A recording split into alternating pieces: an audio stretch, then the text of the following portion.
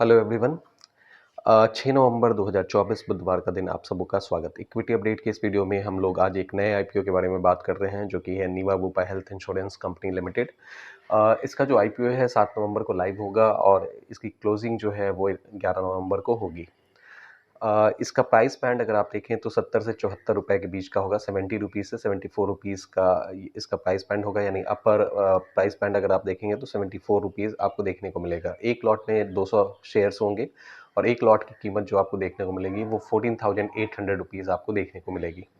अ, अगर ये आईपीओ आप अप्लाई करते हैं और ये आपके डीमैट अकाउंट में क्रेडिट होता है तो बेसिकली आपको अगर ये आईपीओ अलॉट हो जाता है तो ये 13 नवंबर को आपके अकाउंट में क्रेडिट हो जाएगा और 14 नवंबर को इसकी लिस्टिंग जो है बीएसई एनएसई प्लेटफॉर्म्स पे आपको देखने को मिलेगी।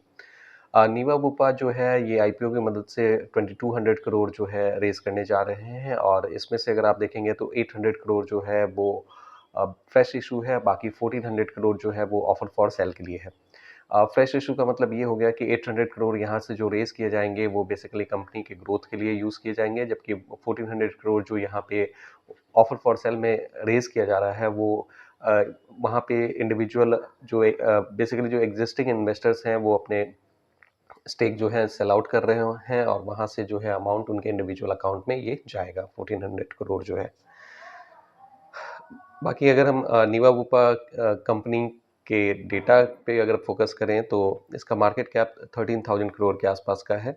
प्राइस टू अर्निंग अगर आप देखेंगे तो 163 है, जबकि इंडस्ट्री एवरेज अगर आप देखें तो 59 के लेवल पे आपको देखने को मिलेगा।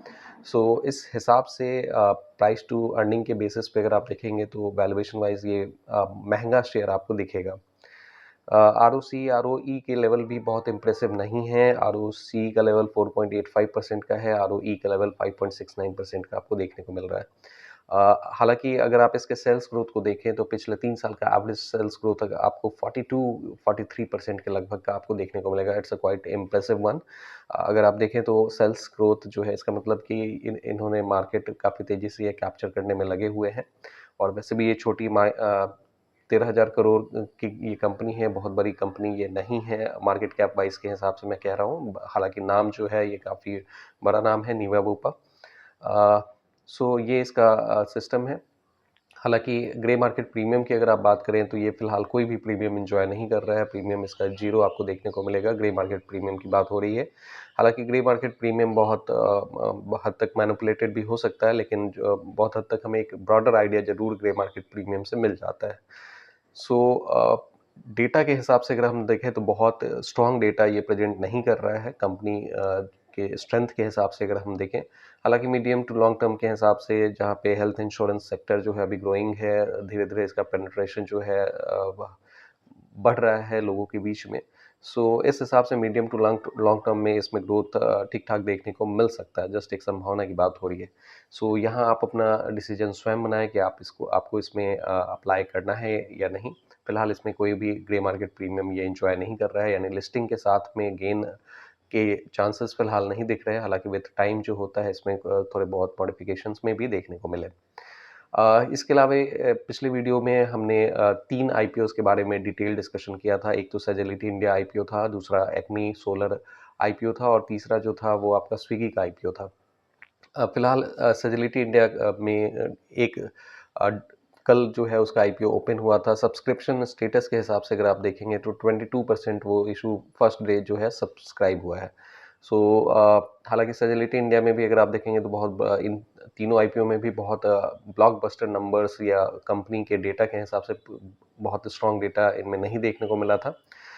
ये सारा डिस्कशन हमने काफ़ी डिटेल में किया है पिछले वीडियो में, आप उसको देख सकते हैं। जीएमपी वाइज भी अगर आप देखेंगे तो सेजेलिटी इंडिया का जो जीएमपी है वो ड्रॉप किया है और वो फिलहाल जीरो जीएमपी पे चल रहा है। ग्रे मार्केट प्रीमियम्स का जीरो आपको देखने को मिल रहा है। स्विगी आईपीओ का भी अगर आप देखें तो स्विगी आईपीओ आज से खुल रहा है और एक्मे सोलर का भी आईपीओ जो है आज से खुल रहा है। इसमें अगर आप जीएमपी के हिसाब से देखेंगे तो स्विगी का भी जो जीएमपी है वो लगभग 5% के आसपास में, वो उसमें भी डिप हुआ है। 10% से घट के ये और नीचे की साइड में आया है। तो स्विगी में भी बहुत स्ट्रॉन्ग डेटा हमें नहीं देखने को मिला था। इनफैक्ट आरओसी आरओई उसमें नेगेटिव देखने को मिला था। तो it's matter of concern specially उनके लिए जो कि इमीडिएट लिस्टिंग गेन के लिए जो है आईपीओ में पैसे लगाते हैं, उनके लिए ये बहुत स्ट्रॉन्ग नंबर नहीं दिख रहा था। एक्मे सोलर की के सिचुएशन में भी अगर आप देखेंगे तो ये अराउंड 9 से 10% का जो है अभी जीएमपी एंजॉय कर रहा है। ग्रे मार्केट प्रीमियम की बात हो रही है। सो ग्रे मार्केट प्रीमियम फिलहाल इन सारे आईपीओस में बहुत स्ट्रॉन्ग नहीं है। आज से 2 आईपीओ जो है फर्दर लाइव होने जा रहे हैं। एक आपका स्विगी का आईपीओ है, दूसरा एक्मे सोलर का आईपीओ है। नीवा बुपा का जो आईपीओ है वो कल से लाइव होगा। सजिलिटी इंडिया ऑलरेडी डे 1 का इसमें सब्सक्रिप्शन आ रखा है, जो कि 22% के अराउंड का है। हालांकि जीएमपी वाइज अगर देखेंगे तो सजिलिटी इंडिया का जो जीएमपी है वो ड्रॉप करके 0 हो गया है। सो लिस्टिंग गेन आपको शायद ना मिले सजिलिटी इंडिया में। सो ये सारे पॉइंट्स हैं। अगर आपको लगता है कि आज की वीडियो से कुछ वैल्यूएबल इन्फॉर्मेशंस मिले हैं तो आप इस वीडियो को लाइक करें, इस चैनल को सब्सक्राइब करें। आपके कुछ क्वेरीज है तो नीचे कमेंट बॉक्स में मेंशन करें। आप अपना व्यू पॉइंट भी दे सकते हैं कि आईपीओस के हिसाब से आपको क्या लगता है, आपका रिसर्च क्या कहता है। Thank you very much for your participation.